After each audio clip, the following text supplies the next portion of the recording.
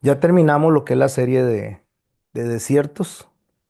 Hoy vamos a iniciar con lo que es la tierra prometida. Estamos dejando el desierto de Moab para entrar a la tierra prometida, que es el último desierto que estuvieron ellos antes de cruzar.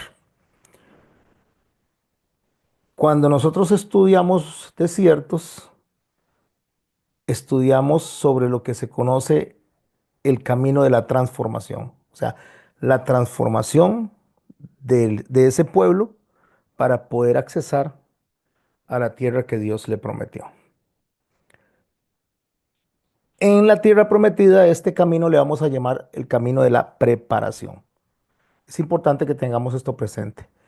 En los desiertos es el camino de la transformación, en la tierra prometida es el camino de la preparación. Vamos a ver los primeros tres capítulos de una forma rápida, seccionada, para poder entender el llamado a cruzar, a pasar al otro lado. Y para poder tener una base sobre lo que estamos estudiando, vamos a tener presentes el capítulo 1 de Filipenses, el verso 6, que nos enseña que lo que Dios inicia, Dios lo perfecciona y Dios lo termina. ¿Por qué? Porque ahí está encerrada toda la imagen de lo que es el camino de la salvación. En esa sola frase, Dios inicia, perfecciona y termina. ¿Cuándo inicia? Cuando nos salva, nos saca de Egipto. Perfecciona, ¿cuándo perfecciona? En la santificación, cuando nos llama a nosotros de manera, para que actuemos de manera voluntaria a santificarnos para el Señor, y termina cuando ya Él viene y va a glorificar al que salvó. Estas tres fases, que es que el Señor salva, el Señor nos llama a santificarnos y el Señor nos glorifica, todo en conjunto de salvación. La gente cree que salvación es solamente cuando el Señor nos saca de donde estábamos muertos en delitos y pecados. No, pero la salvación es todo un proceso. Si bien es cierto que desde el momento en que el Señor dispone nuestra alma, nos sella con el Espíritu Santo, ya somos salvos y tenemos la meta concluida porque el Señor nos ha puesto en su corazón para salvación desde antes de la fundación del mundo, es lo que dice Pablo en el libro de los Efesios. Hay un proceso donde Dios nos salva, nosotros nos santificamos y Dios nos glorifica, o sea, termina la obra. Por eso cuando el Señor va camino a Emaús, Él habla, va explicando de todo un proceso a los que van justamente conversando al lado de Él. Lo mismo lo hace Moisés, lo mismo lo hace Pablo cuando le habla al rey Agripa, y lo mismo lo hace Esteban cuando le está hablando a los fariseos. Siempre se habla de todo ese proceso, de todo ese camino, porque el camino inicia en Egipto. Y estas son las figuras que vamos a estar observando, repasando. Por eso les decía que ya ahora es comer postita, no solo lechita, porque conforme yo voy a ir hablando, ustedes van a ir entendiendo porque han recibido las enseñanzas. Pero si una persona entra por primera vez, es muy probablemente que no se va a ubicar muy bien. Pero hay algunas personas que tal vez no han recibido un proceso de enseñanza aquí, pero en sus iglesias o en las congregaciones o por donde han pasado o han estudiado la Biblia, entonces tiene una base sobre la cual estamos trabajando. Por eso este grupo se llama Formación de Formadores. Es ayudarle a las personas que ya tienen conocimiento a madurar, a enriquecer, a enderezar el conocimiento que ya tienen. Entonces, ¿dónde comienza toda la historia? Para nosotros, para el Señor comienza desde antes de la creación. Él es eterno. Pero para nosotros comienza cuando Él nos salva. Ahí es donde comienza nuestra historia. Nosotros estamos condenados, estamos muertos en delitos y pecados. Es lo que dice en Efesios capítulo 2, verso 1 al 3. Siguiendo la corriente de este mundo. Esa es nuestra condición espiritual antes de que el Señor nos redima. Eso es estar en Egipto. De ahí es donde el Señor nos saca, donde estamos esclavizados en un mundo sin Dios, bajo el dominio de Faraón, En este caso sería un simbolismo del enemigo. Ahí en donde estamos en Egipto, donde el Señor nos salva, Él presenta la provisión de salvación, que es el Cordero, que es el Cordero que nos va a liberar a nosotros del juicio eterno o de la condenación eterna a través de un rescate pagado con la sangre. Eso es lo que se da durante el pesaje en Egipto. Cuando el Señor dice que deben de poner sangre en los dindeles y en los postes para cuando el destructor pase. Destructor es la figura del juicio eterno. El destructor mencionado ahí en el capítulo 12 de Éxodo no es Satanás, es un ángel que pasa y hace morir a los que no están cubiertos con la sangre de Cristo y se los lleva a la muerte, básicamente. Ese es el destructor, el ángel de la muerte que lleva a esas personas. No es algo diabólico como algunas personas lo han querido presentar. Entonces, para rescatar de esa muerte física en ese momento, entonces se presenta la sangre del cordero, se paga el rescate a través de la sustitución del primogénito vista en el cordero, que es Cristo, y ese es el simbolismo que Dios nos dice por el medio del cual Él justifica a los que han de creer. Y eso es para ser transformados. Recordemos, para ser transformados en el desierto. Ese es el camino de la transformación, el camino del desierto. La transformación ya es el camino que se da en cada uno de los desiertos que estudiamos. No es un castigo, como lo dijimos al principio, es una escuela de dependencia, aprender a depender de Dios, donde Dios en medio de esos desiertos les guiaba con una nube en el día y con un fuego en la noche, lo que significa la presencia continua de Dios. Lo pueden leer en Éxodo capítulo 13. Después los pasa por el mar, por debajo del mar, que representa el bautismo. Es lo que dice Pablo en 1 Corintios en el capítulo 10, verso 1 y 2. Porque el bautismo es un testimonio delante del mundo de que le pertenecemos a Cristo. El bautismo es un símbolo delante de Dios, reconociendo delante de Dios nosotros nuestra consagración y reconociendo que le vamos a servir a Él. Y el bautismo es una figura de testimonio delante del enemigo de decirle que ya no le pertenecemos. Eso es lo que es el bautismo. Pero aun cuando están pasando, siendo guiados por Dios, siendo guiados por la nube, siendo guiados por el fuego, aún no están listos para heredar. No están listos porque tienen que ser transformados, tienen que tener identidad, tiene que quebrarse esa alma que está esclavizada, ese pensamiento de esclavo. ¿Por qué? Porque están en el proceso de santificación. Ese es el proceso de sacar la levadura, de sacar lo que a Dios no le gusta para dejar solo lo que a Dios le gusta.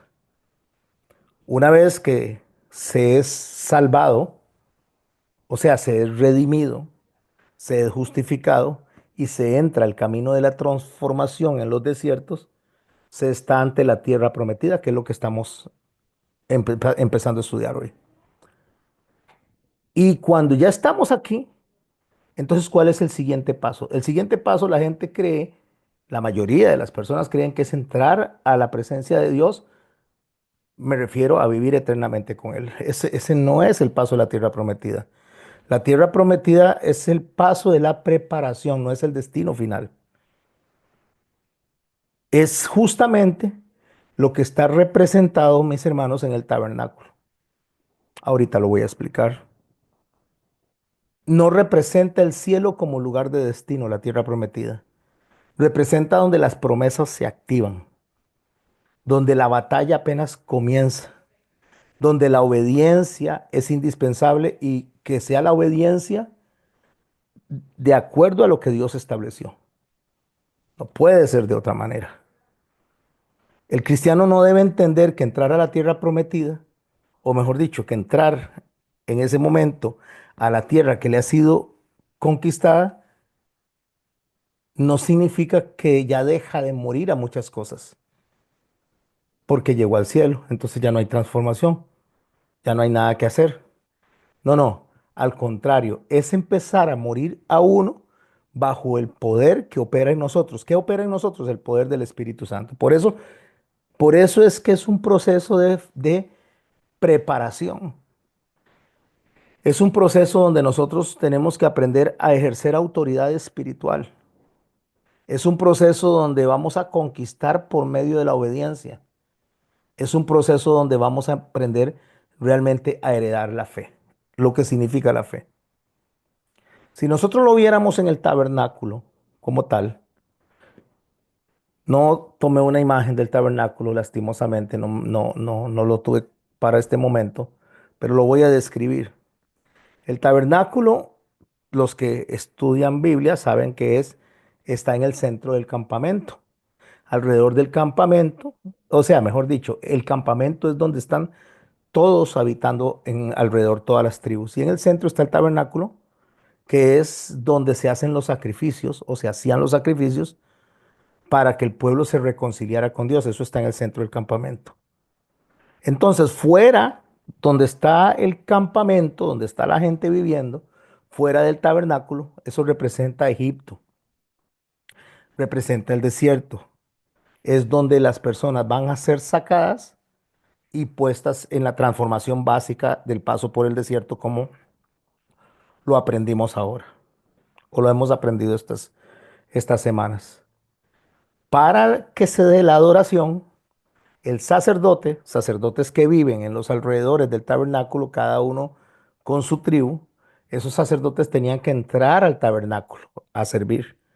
Entonces, lo primero que pasaban era la puerta que se conoce como el camino, la verdad y la vida. Así es como se conoce esa puerta.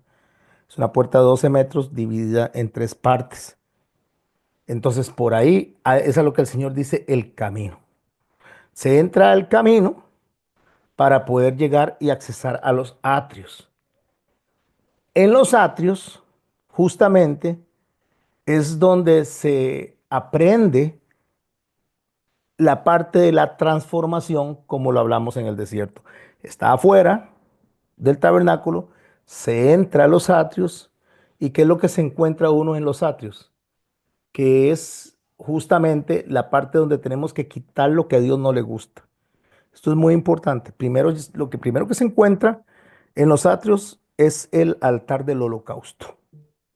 Pasada la puerta, que es el camino, que representa a Jesús, que representa la puerta de las ovejas, que representa la salvación, que representa la redención, que representa la justificación. Recuerde, lo que Dios comienza, perfecciona y termina. Estamos en la parte donde Él lo comienza.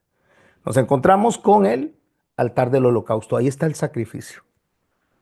Nos damos cuenta de que el Señor nos salvó. No nos salvamos porque digamos, Señor, te acepto para que me salves. No, cuando ya yo levanto la mano y digo que lo acepto, si verdaderamente tengo un corazón redimido, es porque ya el Espíritu Santo obró en mí. Entonces, una vez que yo reconozco el sacrificio del Señor, una vez que yo me rindo delante de ese sacrificio, entonces me lleva a pedir perdón. Me lleva a limpiar mi corazón delante de Dios y es cuando paso después del altar del holocausto, donde he sido limpiado con la sangre de Cristo, paso al lavacro.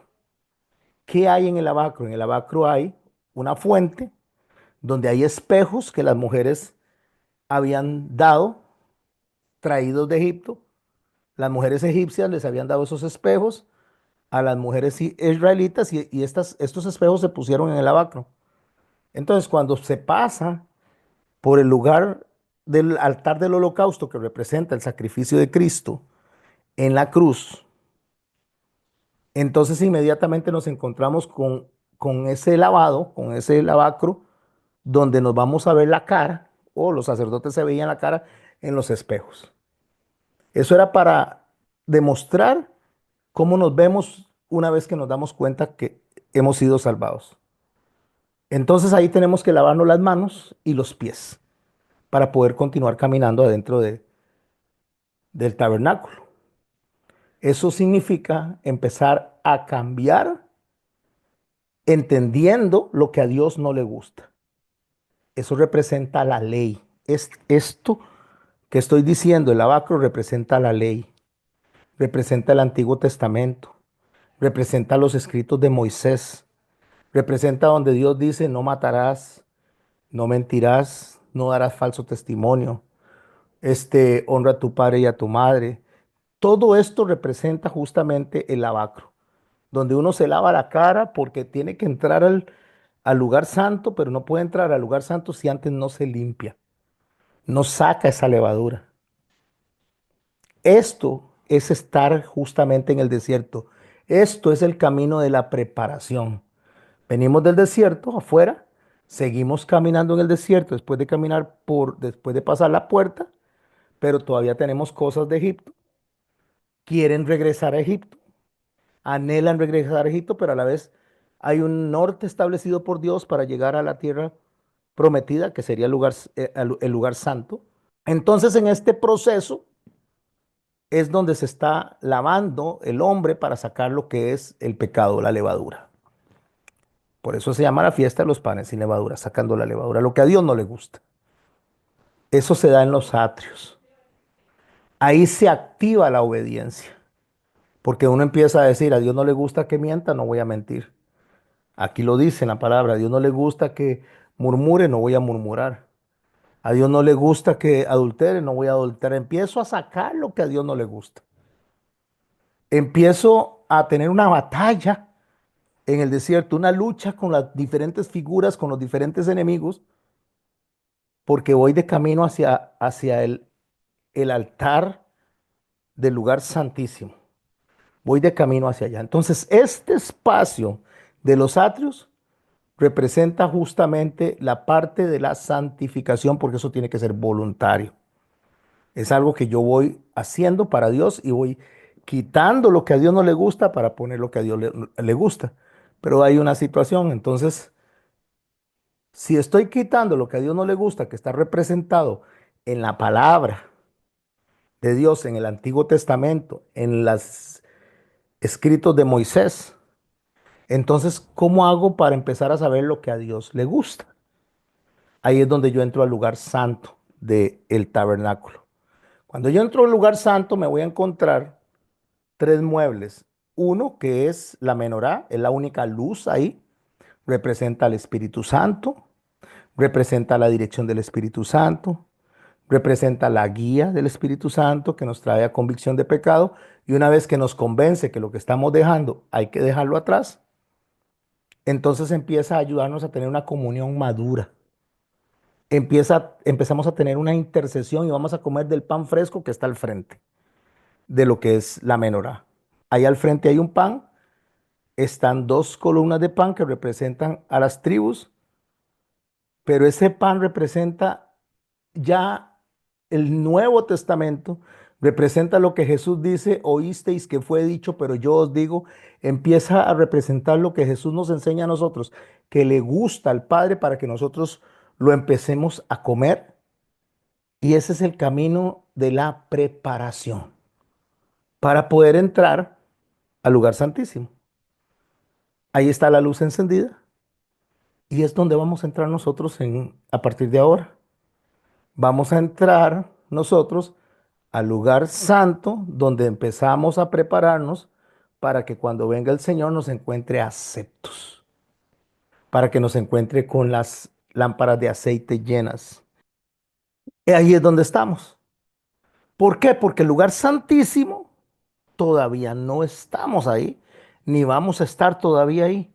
Por eso la tierra prometida es un simbolismo del lugar santo. Es un simbolismo de vivir en Cristo aquí en la tierra. Es un simbolismo de vivir en Cristo en la tierra de Gosén, en medio de Egipto. O sea, es un simbolismo de aprender a caminar en Babilonia. Todos los términos que estoy usando son términos bíblicos. Daniel estaba en Babilonia, pero no era babilonio. Aunque vestía como babilonio, aunque hablaba como babilonio, aunque le daban comida, pero su corazón estaba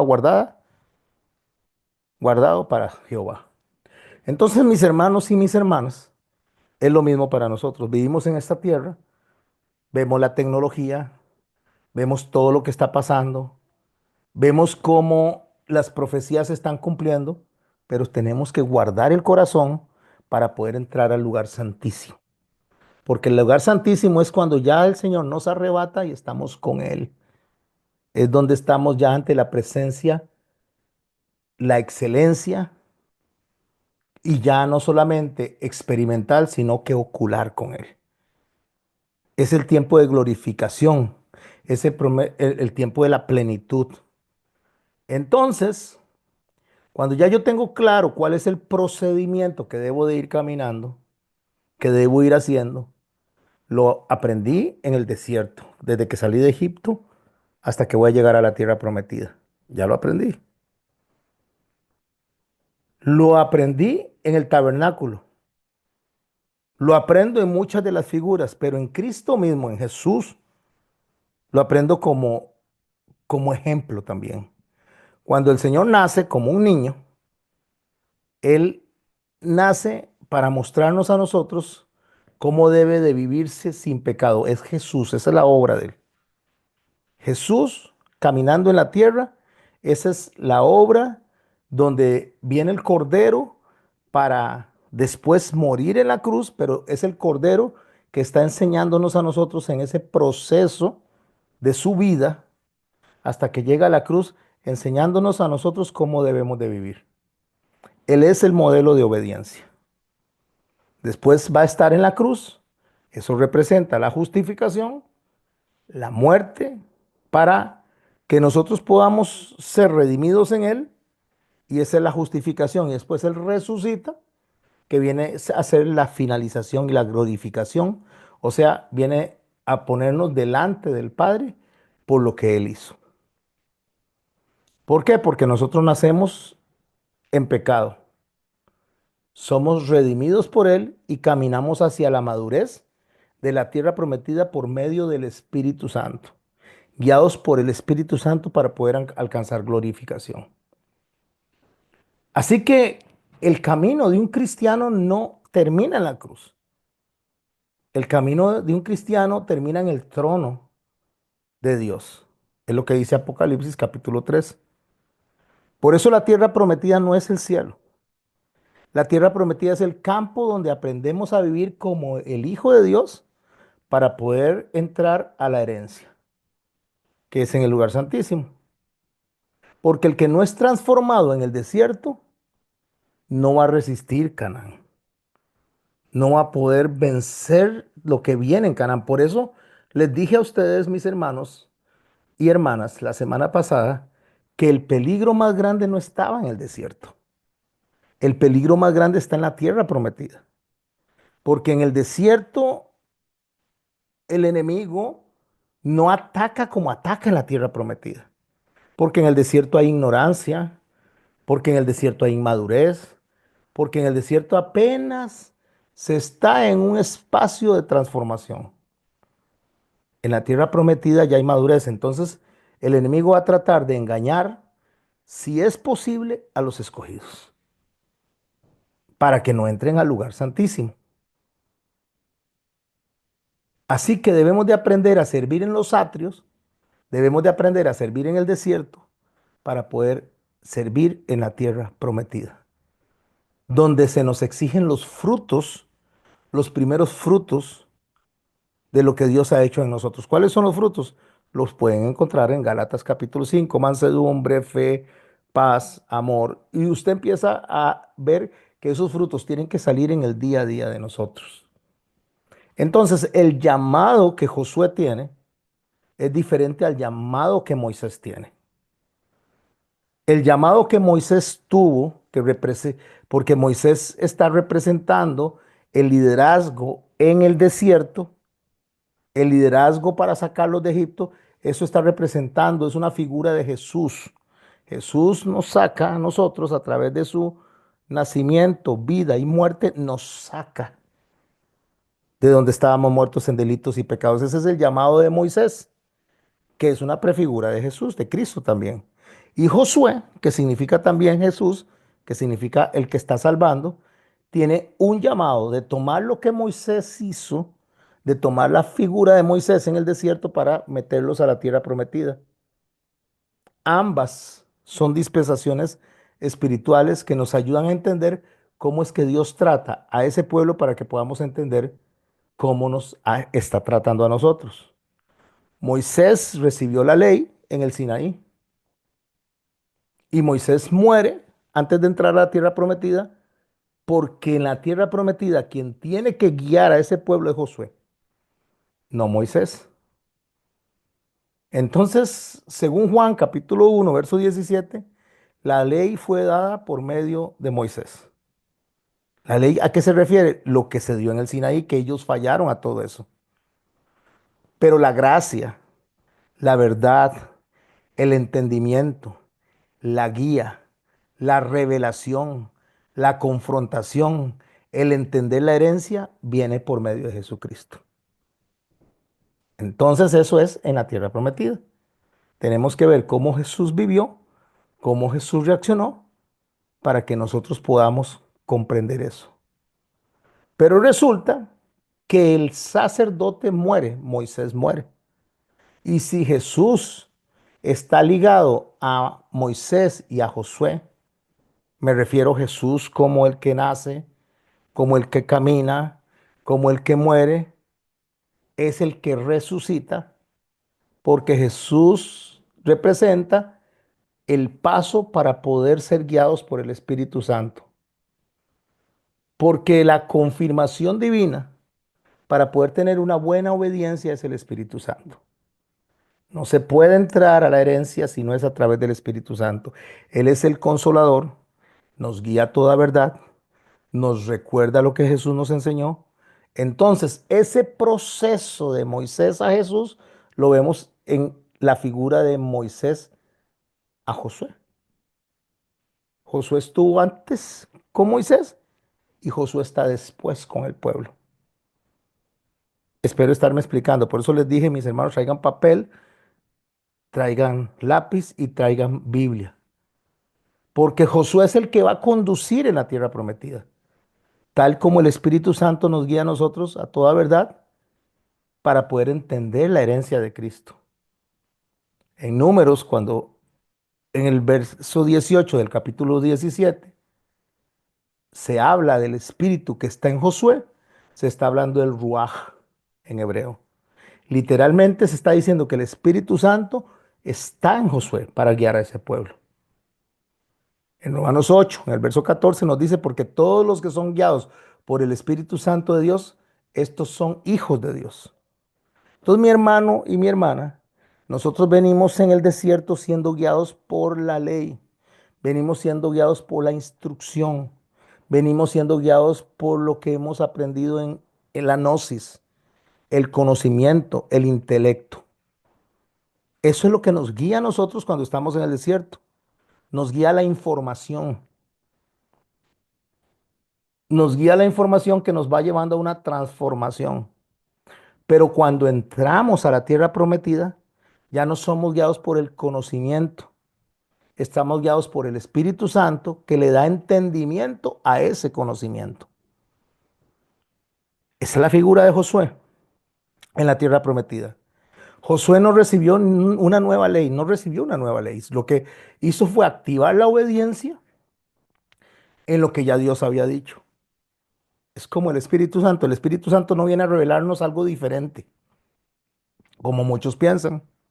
Muchos piensan que el Espíritu Santo viene y trae cosas diferentes o nuevas. El Espíritu Santo no trae nada nuevo ni trae nada diferente. Nos explica, nos revela lo que Dios quería que viéramos desde que salimos de Egipto, que no lo podemos entender si no es a través del Espíritu Santo. Moisés muere justamente antes de entrar a la tierra prometida. Él muere porque esa es la figura, tiene que haber un cambio. Entonces, en Josué, en el capítulo 1, déjenme ver si lo puedo ubicar aquí. En el capítulo 1, en el verso 1 dice así, ya Moisés murió, tengámoslo claro esto. No que Moisés no es válido, no que Moisés es descalificado, no que lo que hizo Moisés dejó de ser, porque el mismo Señor Jesucristo dice, escudriñad las escrituras, vayan a los escritos de Moisés, porque Moisés habló de mí, sino que ya esa fase del conocimiento, de la gnosis, debe ser permeado, debe ser guiado por el Espíritu Santo, explicado por el Espíritu Santo. Eso es entendimiento, eso es palabra revelada. Cuando yo estoy explicando algo aquí y usted lo entiende, la información ya la tenía, pero no lo entendía hasta que el Espíritu Santo se lo revela, aunque la información está ahí. Entonces, este momento donde estamos entrando en el verso 1 de Josué, capítulo 1, dice que aconteció después de la muerte de Moisés, siervo de Jehová, de una vez se aclara que Moisés no era el líder, sino que el líder es Jehová y utiliza a Moisés para guiar a ese pueblo bajo el liderazgo de Jehová. Es una herramienta, es alguien que Dios usa, es un instrumento. Entonces era Moisés, siervo de Jehová, que Jehová habló a Josué, hijo de Nun, servidor de Moisés. Ahí está una figura de sacerdocio. Moisés sirve a Jehová y Josué sirve a Moisés. Esa es la figura de sacerdocio. Sacerdote significa puente. Esa es lo que significa la palabra sacerdote, puente. Puente es para pasar de una orilla a otra. Yo no puedo pasar de esta orilla a la otra si no hay un puente. Entonces, cuando hay un sacerdote debe ser un puente que le ayude a las personas a cruzar de un lado al otro. Cuando Jacob está durmiendo con una roca como almohada, una piedra como almohada, él está viendo una escalera que llega hasta el cielo, donde ángeles suben y ángeles bajan.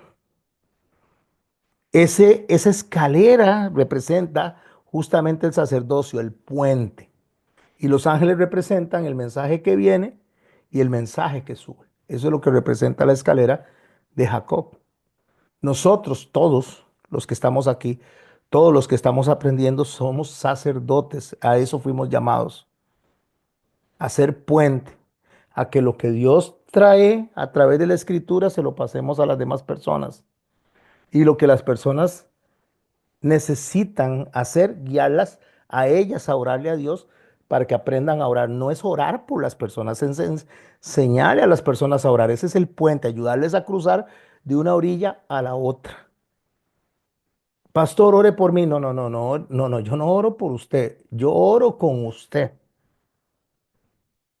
Ah, que mire, que mi hermana Chalo ore por mí. No, no, no, venga, siéntese, oremos juntos. Yo le voy a enseñar a usted a cruzar de una orilla a la otra. No es que ore por mí, es que oremos juntos. Pastor, pero no puedo orar por las personas. Sí, ore por las personas, pero debe llevar a esas personas a orar por sí mismas a Dios, porque somos puentes, puentes que guiamos a la persona a comunicarse, a tener esa relación, a tener esa comunión con Dios a través del Espíritu Santo, porque todos somos ungidos por el Espíritu Santo una vez que somos salvos, una vez que somos sellados por el Espíritu Santo. ¿Y qué dice el verso 2 de Josué capítulo 1? Mi siervo Moisés le dice a Josué, ha muerto. Ahora pues levántate y pasa este Jordán. Ok, levántese y cruce. Levántese y pase al otro lado. Tú y todo este pueblo. Vea qué interesante. Por eso expliqué lo que expliqué en este momento. Hay que pasar al otro lado, no solo usted, sino con las personas que Dios le asigna a usted para que los disipule, para que los guíe. Comenzando por la familia. La primera iglesia a la que usted debe guiar es a su propia familia, a sus hijos, a su esposa, a los que viven en su entorno bajo su misma casa. Eso fue lo que le dijo Jesús al Gadareno.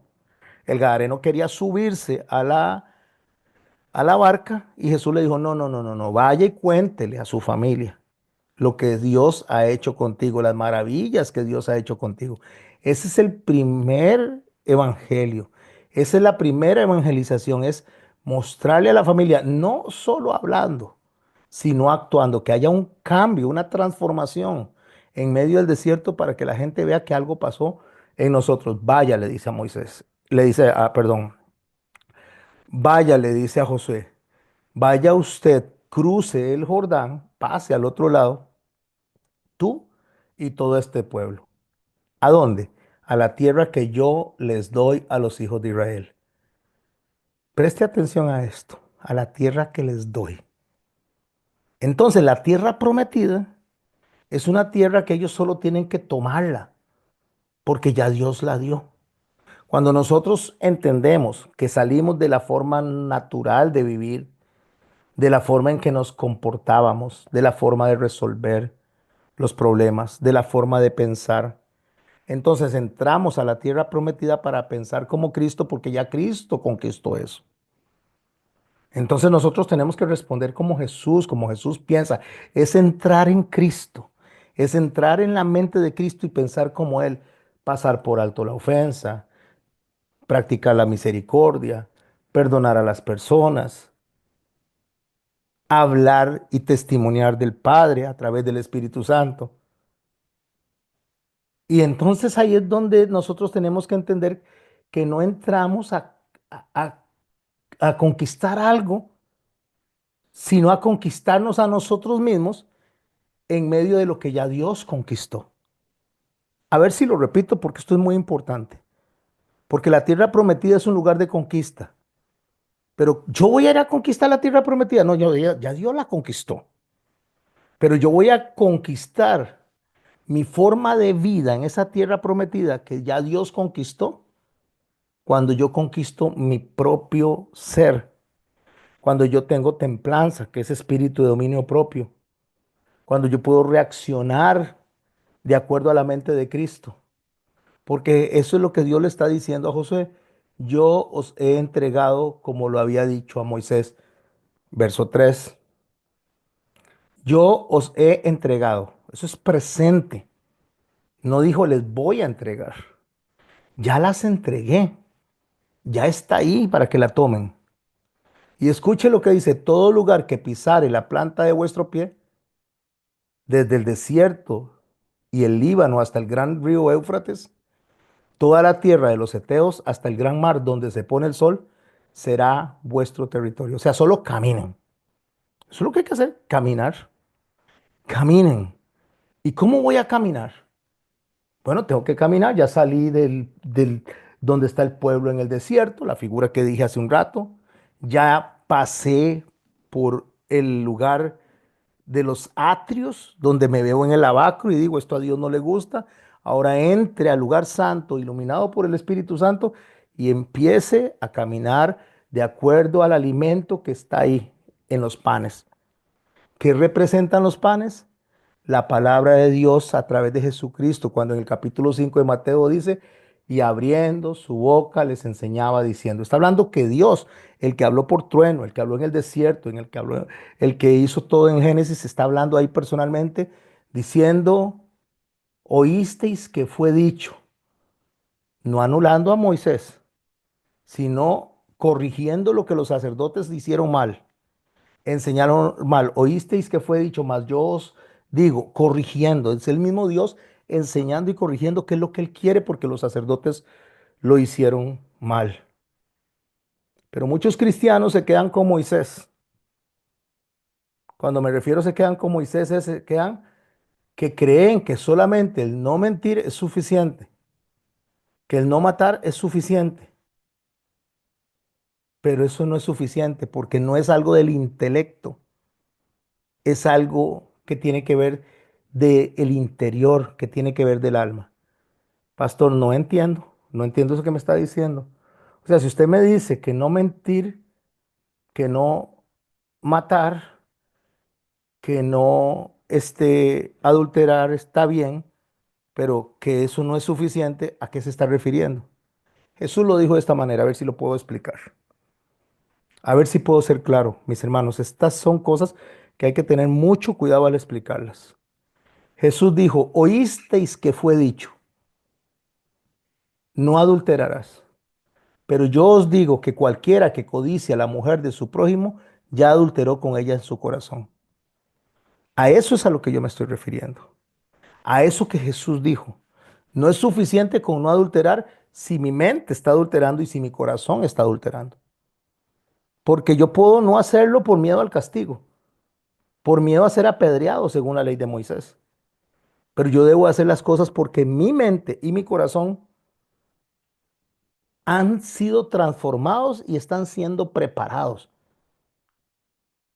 Oísteis que fue dicho, dijo el Señor, no matarás, pero yo os digo que el que se enoje en su corazón con su hermano y le diga fatuo, entonces empieza a desarrollar una idea que es algo que está en el corazón, no solo en la acción. Por eso el Señor dijo en aquel día, muchos me dirán, Señor, Señor, en tu nombre hicimos milagros, en tu nombre hablamos en lenguas, en tu nombre sanamos y empieza a desarrollar cosas buenas y a estos los manda al infierno, porque fue algo superficial. Y Dios no acepta lo superficial. Dios le dijo a Samuel que él no ve como ven los hombres la apariencia, sino que él ve el corazón. Entonces, por eso es necesario el Espíritu Santo, porque el Espíritu Santo es el que nos capacita, nos fortalece, nos guía para poder conquistar lo que ya Dios prometió que está conquistado por Él. Entonces, no solo es conocer la palabra, sino que hay que caminar bajo la dirección de la palabra y bajo la dirección del Espíritu Santo. De ahí es que le dice a Josué, Dios, esfuérzate y sé valiente. 3 veces lo repite. Porque sabía que iba a tener oposición, oposición de la gente que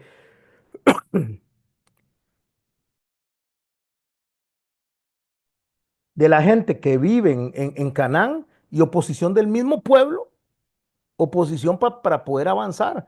Entonces le dice, esfuércese, o sea, sea valiente.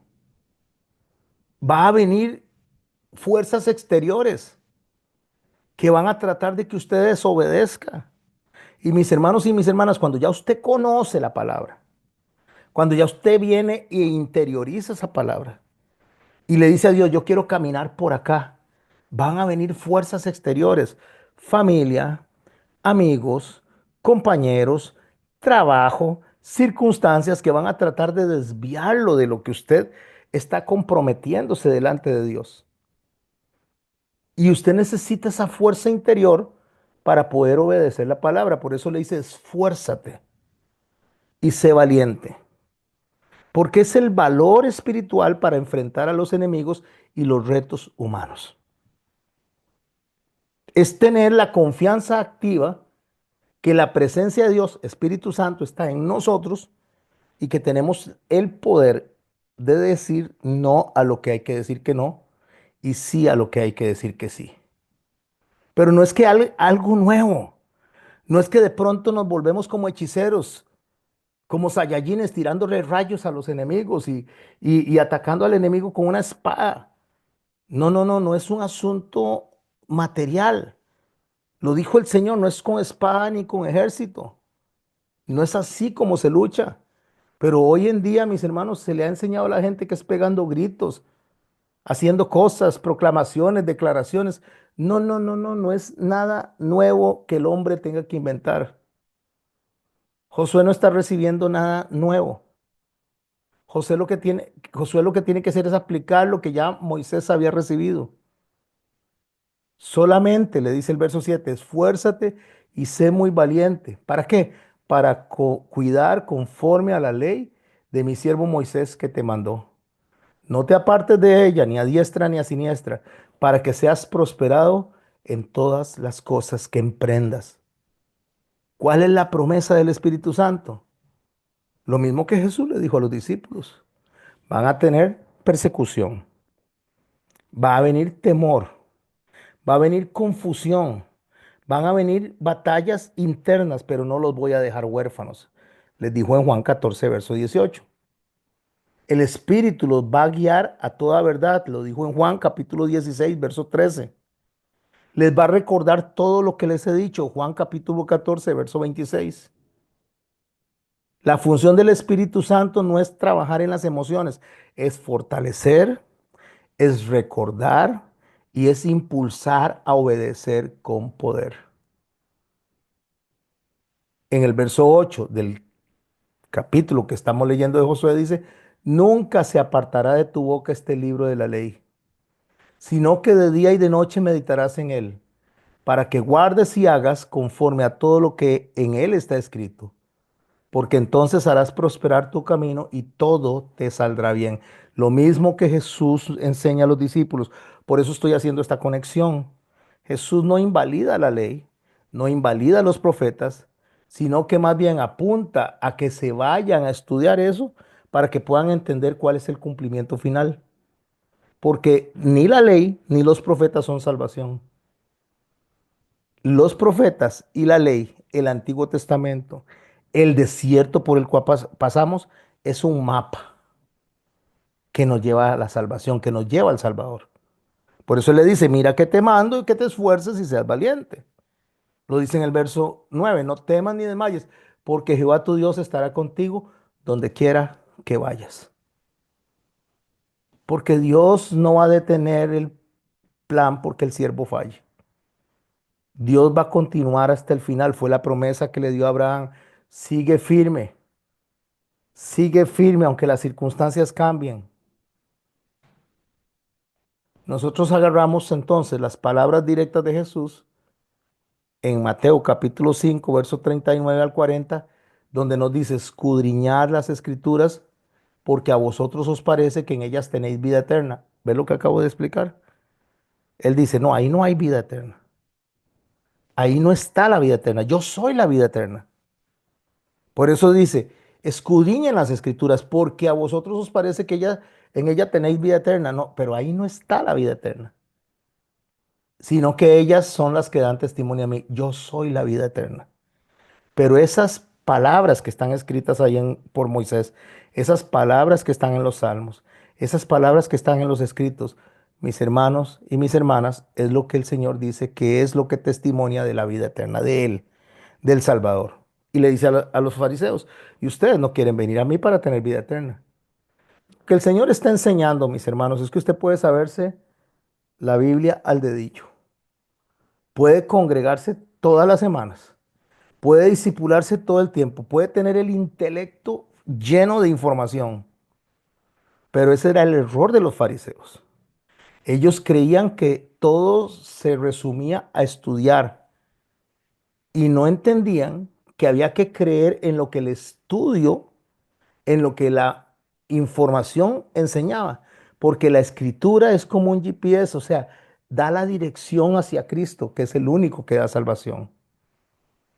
Por eso Moisés había muerto, pero Moisés no es el que salvaba, ni Josué es el que salva, solamente son los que guían hacia la salvación.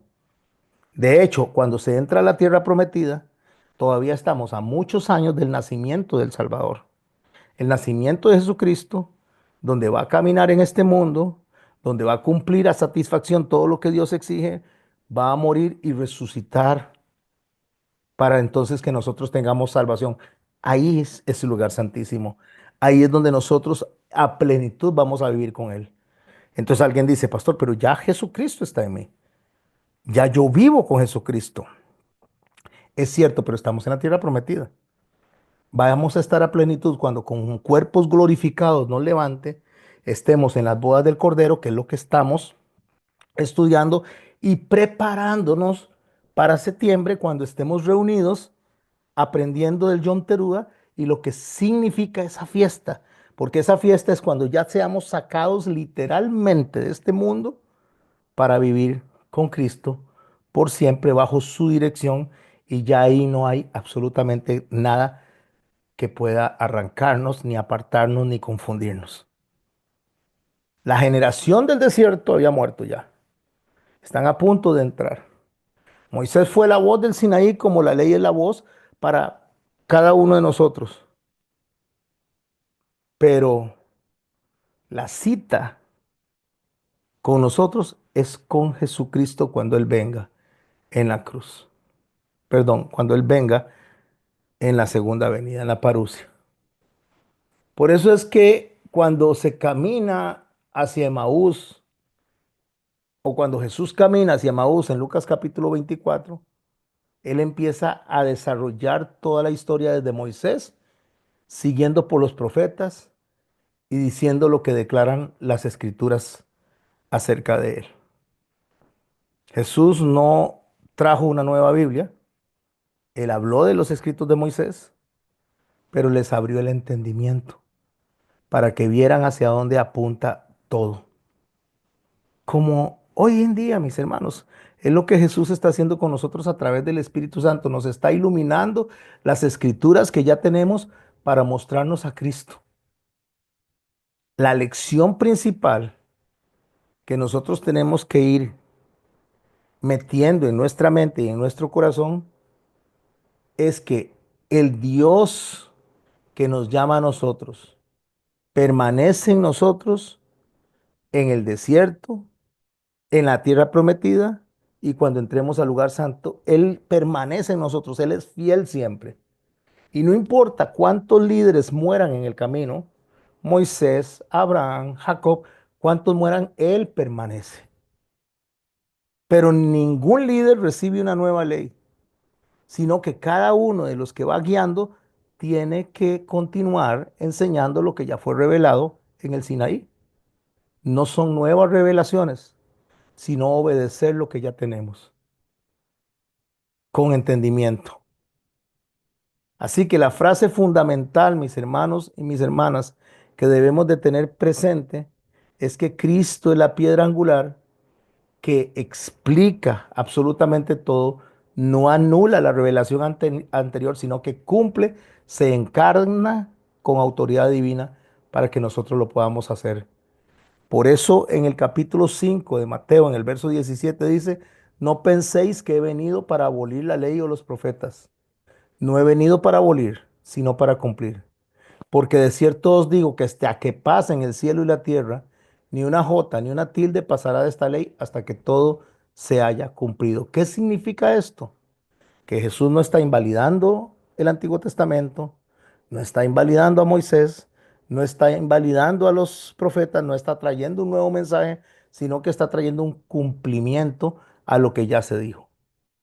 ¿Y qué es cumplir lo que ya se dijo? Es vivir perfectamente bajo lo que se enseñó.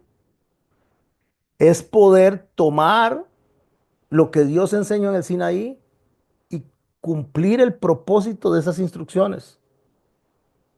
Es tener una culminación de lo que Dios inició desde el principio. Es que Dios nos llama, es que Dios comienza la obra, la perfecciona y la termina. Eso es lo que estamos estudiando nosotros en este momento antes de entrar a la tierra prometida. Vamos a ver cómo en una semana o en unos par de días, vamos a ver cómo actúa Dios en Jericó, a diferencia de cómo actuaba Dios a través de Moisés y de Aarón en Egipto. En Jericó actúa diferente. En Jericó ya le llama al pueblo a hacer y a los sacerdotes les llama a hacer algo guiado por él y deben de obedecerlo de manera exacta como como Dios lo está diciendo, porque la palabra de Dios es poderosa, la palabra de Dios es reveladora, la palabra de Dios nos enseña a nosotros a estar preparados para un verdadero sacerdocio, para poder conquistar el reino de Cristo desde que estamos aquí, desde que vivimos en medio de esta tierra con tantas dificultades, pero no vamos a entender todo, pero sí vamos a obedecer todo lo que entendemos. Las cosas secretas, dice Moisés en el capítulo 29, verso 29 de Deuteronomio, las cosas secretas pertenecen a Jehová, pero las reveladas son para nosotros y a nuestros hijos, para que las cumplamos. La enseñanza es clara. La enseñanza es que Cristo nos vino a revelar todo para que comprendamos, no para sustituir, sino para cumplir en entendimiento perfecto de lo que ya Dios nos dijo. No penséis que vengo a abrogar, vengo a cumplir Cumplir significa a vivir, a encarnar, a mostrar la verdadera intención de lo que se escribió ahí. Jesús lo que está enseñando a nosotros es que todo lo que Moisés enseñó, todo lo que los profetas enseñaron concernientes a él, no son reemplazados por él, sino que son iluminados por él. Jesús no está corrigiendo a Moisés, no está corrigiendo la interpretación, no está distorsionando lo que se le escribió en el Antiguo Testamento. Lo que el Señor está haciendo es, dice claramente, haciendo cumplir lo que allá estaba escrito. Cumplir en sus acciones y cumplir también proféticamente. Así que mis hermanos y mis hermanas, esto incluía, cuando está hablando de que el Señor viene a cumplir, esto está incluyendo todas las reglas que están en el Antiguo Testamento, interpretándolas dentro del contexto, no fuera de contexto, no tomando justificaciones humanas para torcer el espíritu de la ley, sino que Él está diciendo claramente, está confrontándolos a ellos y les está diciendo que allá lo que está escrito habla de mí. ¿Qué creían los fariseos como justicia? Que conocer la ley era suficiente, que cumplir los preceptos de la ley externos era suficiente. Pero esa era pura religiosidad. Jesús le está diciendo a ellos lo mismo que Isaías escribió cuando dice: este pueblo de labios me honra, mas su corazón está lejos de mí. Esa es la transformación. Esa es la preparación. Transformados en el desierto y preparados para recibir al Señor. Transformados en los atrios, en el lavacro, para entrar al lugar santo y así poder entrar al lugar santísimo cuando ya el Señor venga, descrito en el Apocalipsis. Así que cuando entremos a Jericó, lo que vamos a aprender es que la conquista no tiene mérito humano. Es cero mérito humano. ¿Qué tenían que hacer ellos? Quedarse callados por 6 días, caminar alrededor de la ciudad. No podían levantar ni una sola espada y hasta el final podían gritar, porque la victoria no era militar, la victoria es espiritual, es obediencia basada en la confianza absoluta en lo que Dios nos está diciendo que hagamos y cómo tenemos que hacerlo. Por eso es que cuando veamos caer los muros de Jericó, después de haberlo rodeado por 7 días, vamos a ver que no es inacción, no es que nos sentemos a esperar a ver lo que Dios hace. No, no, sino a poner nuestra fe efectiva en las instrucciones que Dios nos está dando. Y para eso necesitamos el Espíritu Santo, para que nos recuerde. Dice Efesios capítulo 1, verso 17. Pero ora por el espíritu de sabiduría y revelación en el conocimiento de él. O sea, ahí en el Efesios 1, 17 al 18 nos está enseñando que debemos de orar con el espíritu de sabiduría y revelación en el conocimiento de él. No es información, es comprensión espiritual de lo que estamos haciendo. Así que mis hermanos, cierro con esto para que conversemos. La Biblia no necesita actualizaciones, como estar en la tierra prometida no necesita actualizaciones. No son nuevas revelaciones. Lo que nosotros tenemos que entender es que no tenemos que inventar nada, que lo que tenemos que hacer es seguir la dirección que ya Dios nos dio desde el principio. Dios ya habló y Cristo lo explicó y el Espíritu Santo lo revela en nuestros corazones. Lo que nos toca a nosotros es obedecer. Así que en esta transición para entrar a la tierra prometida, cuando salimos de Egipto, estábamos muertos en delitos y pecados. Pasamos por el desierto para que empecemos a ser transformados en medio de las circunstancias, en medio de los problemas, en medio de las pruebas. Muchos morirán en el desierto, pero otros seguiremos caminando en el desierto. Y después nos enfrentaremos para cruzar al otro lado del Jordán. Pero para poder hallar el propósito de Dios en nuestras vidas. Porque la promesa está intacta. Tú y todo este pueblo le dice que entren allá. Ni siquiera es una conquista individual. Somos una iglesia, es una conquista de una promesa colectiva, pero en obediencia personal. Esa es la diferencia. La promesa es para todos, pero la obediencia es individual. Tenemos que poner el pie en donde tenemos que ir a conquistar. Eso fue lo que dijo. Donde pongan su pie, eso es de ustedes. Dios dio las promesas, pero requiere que nos movamos, que tomemos decisiones. Ya la promesa fue dada, se dieron límites. Dios no nos da a nosotros algo abstracto. Dios nos da coordenadas, cumplimiento real. El Señor nos dice hasta dónde llegar y hasta dónde no llegar. Él dice cuáles son los límites. De aquí hasta allá pueden caminar. Todo está de acuerdo a su propósito concreto. Y dice, nadie les puede hacer frente. Como estuve con Moisés, estaré con ustedes. Esa es la transferencia del respaldo. No es porque Josué lo merezca, sino porque Dios lo prometió y le dice, siga los pasos de obediencia, esfuérzate y sé valiente. La primera vez que aparece esfuérzate y sé valiente es un llamado a la acción interna. Ya le di la fuerza, ya le di el poder, ahora tómelo y bajo la responsabilidad humana póngalo en acción. Tenga coraje, porque ya yo lo puse ahí. Solamente esfuérzate y sé valiente, le dice por segunda vez.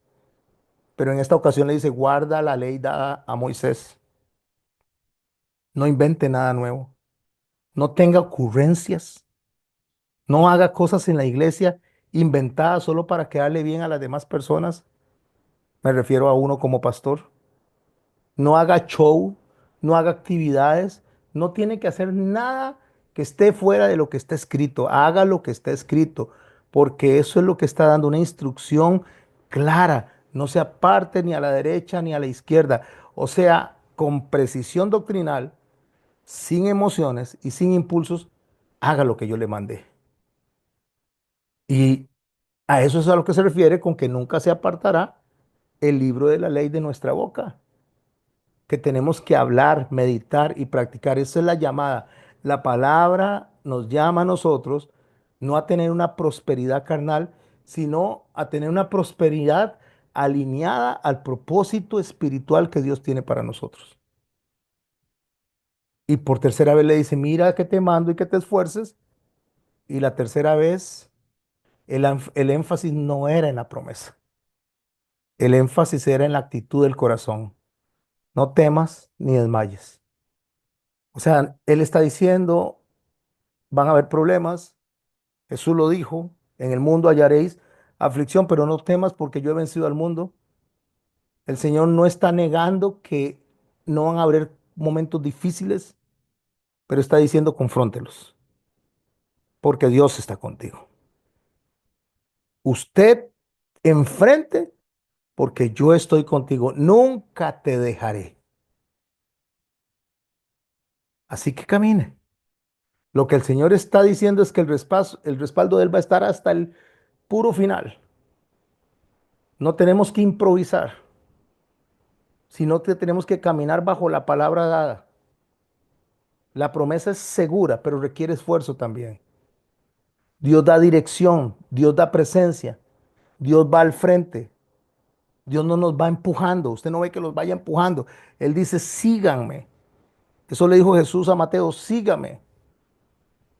Las personas que hay que estarlas empujando, que decirle, mire, hay que congregarse, mire que hay que hacer esto, mire, eso Dios no lo hace. Dios dice, sígame, yo voy adelante, yo voy dando los pasos, porque la conquista es imposible sin valentía. La fe no es solo confiar en la promesa, es avanzar determinadamente en lo que Dios está diciendo que hagamos. Por eso es que Josué da las instrucciones, no duda y le dice al pueblo, vamos, caminemos. Es un compromiso colectivo. Es una disposición a continuar con lo que Moisés había dejado, Josué había tomado y hacia donde Dios lo está llevando. ¿Y qué hizo el pueblo? Todo lo que nos mandes, haremos. Me parece hermosísimo, mi hermano y mi hermana. Me parece hermosísimo que yo les digo a ustedes, en la iglesia vamos a hacer esto de esta manera, porque le vamos a dar prioridad a la palabra, porque vamos a hacer como hacemos en formadores, vamos a tener un canto al principio, un canto al final, y vamos a tener un estudio profundo de la palabra, y ustedes lo reciben con amor, levantan la bandera y dice, así haremos. No es a mí al que están obedeciendo, es a Dios al que están obedeciendo. Porque no hacemos nada, mis hermanos, exaltando las emociones, haciendo actividades que el día del padre, que el día del niño, que el día del abuelo, que el día del pollito, solamente para que la iglesia esté contenta. Eso no sostiene a una iglesia en tiempos de dificultad, en tiempos de aflicción. Y los tiempos de aflicción están a las puertas. En cualquier momento empezamos a ver el cumplimiento profético de lo que son tiempos de tribulación. Ya se empiezan a vislumbrar. Pero no tiene que tener miedo. No tiene que tener temor. Solamente hay que cruzar al otro lado a tomar lo que ya Dios nos dio. Para que quede claro, no es estrategia humana, es lo que Dios prometió. Dios nos está guiando paso a paso. Tenemos solamente que caminar por donde Él nos está diciendo y eso estamos haciendo. ¿Cuándo ocurre el milagro? El milagro dice cuando los pies toquen el agua. En el momento en que los pies tocan el agua, la fe se activa. La promesa se activa. No es una fe ciega, es caminar por donde Dios nos dice que caminemos. El poder está en el momento que accionamos.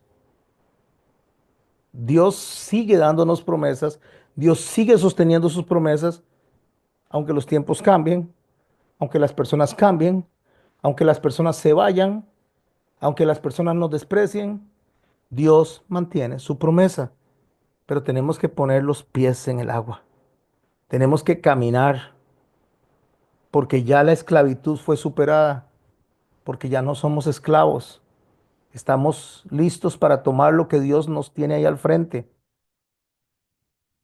Y les voy a decir algo, mis hermanos, no se va a abrir, no siempre se va a abrir el camino antes de poner el pie en el agua. Dios dice, pongan en el agua el pie. Y ahí se abre el camino.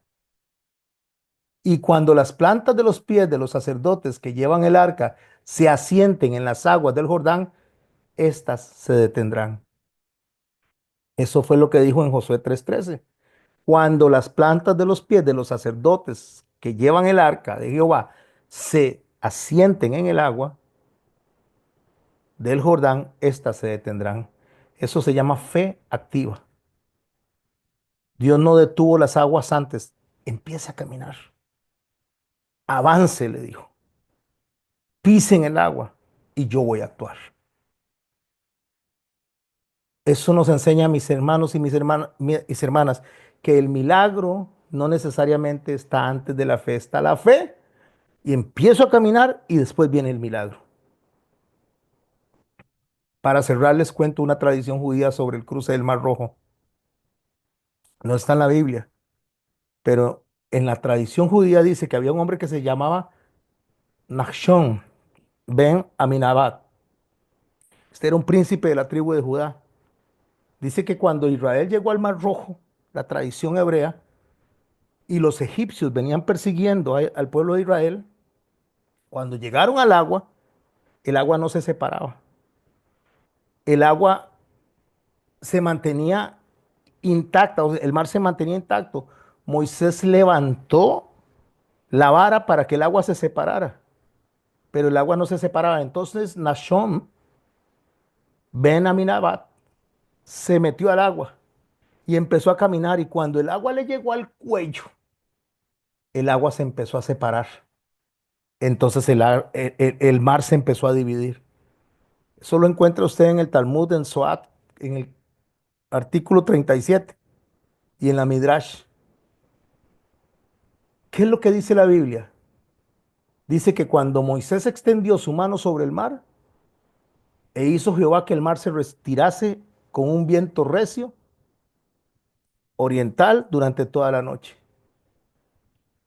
Ahí en Éxodo 14:21 no menciona a Nashon, que el agua esté hasta el cuello, pero sí resalta que hubo acto de fe para tener que avanzar. El Señor se lo dijo a Moisés: ¿por qué claman a mí?